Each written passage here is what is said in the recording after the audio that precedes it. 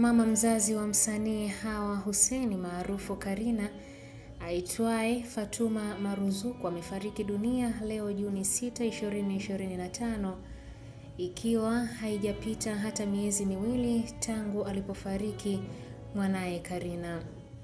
Kaka wa marehemu Mama Karina amethibitisha kifo hicho, ambapo amesema alikuwa anaumwa ugonjwa wa presha na kisukari na hakuweza hata kushiriki 40 ya mtoto wake wiki iliyopita. Mama Karina atazikwa katika makaburi ya Kisutu kesho Juni 7, 2025 saa 10 jioni. Ikumbukwe kuwa mwigizaji Hawa Hussein Ibrahimu maarufu kama Karina alizikwa Aprili 19, 2025 katika makaburi ya Kisutu jijini Dar es Salaam baada ya kufariki India alipokuwa akipatiwa matibabu kutokana na matatizo ya tumbo yaliyokuwa yanamsumbua. Hii ni update kutoka ABT Media na mimi ni Irene Nziku.